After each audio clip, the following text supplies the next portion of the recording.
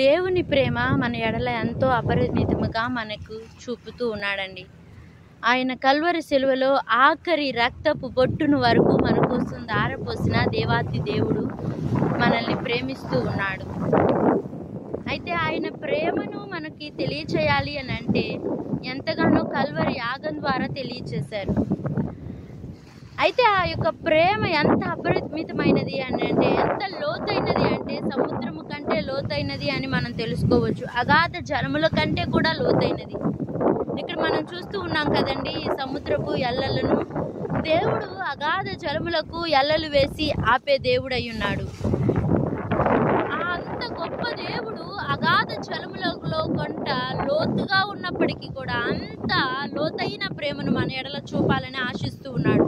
కాబట్టి ప్రియమైన దేవుని బిడ్డలారా, మనం దేవుని యొక్క ప్రేమను అర్థం చేసుకునే వారిగా ఉండాలి. ఆయన మన ఎడల చూపుతున్న విస్తారమైన ప్రేమను మనం అర్థం చేసుకుని నిర్లక్ష్యం చేయకుండా ఆయన్ను ప్రేమించడానికి సిద్ధపడే వారిగా ఉండాలి. ఎప్పుడైతే మనము ఆయన్ని ప్రేమిస్తామో అప్పుడు దేవుడు మన యందు సంతోషించే దేవుడై ఉన్నాడు.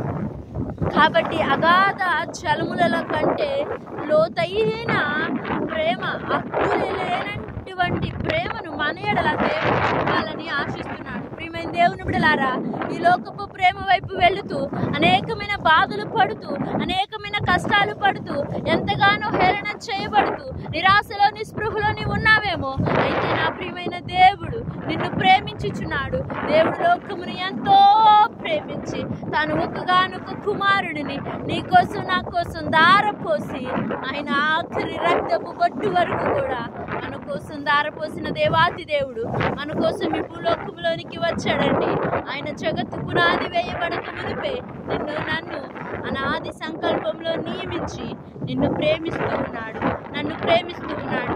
కాబట్టి ఆయన ప్రేమను అర్థం చేసుకుంటూ హద్దులే లేనంటే అపరిమితమైన ప్రేమను మనం ఒకసారి జ్ఞాపకం చేసుకుంటూ ఆయన్ని కూడా మనం ప్రేమిద్దాం. ఎందుకంటే ముందుగా మనం ఆయన్ని ప్రేమించలేదు. దేవుడే ముందుగా మనలను ప్రేమించి ఎంతగానో తన కృపను మన ఎడల విస్తరింపచేశాడు. కాబట్టి మనం కూడా నిరాశలో నిస్పృహలో కృంగిపోక దేవుని ప్రేమను అర్థం చేసుకుంటూ ఆయన్ని ప్రేమిద్దాం, ఆయన్ని స్తుతిద్దాం. దైవ దీవెనలు పొందుకుందాం. ఈ చిన్న మాటలు మీ వినికిల్లో దీవింపబడును గాక. ఆమేన్.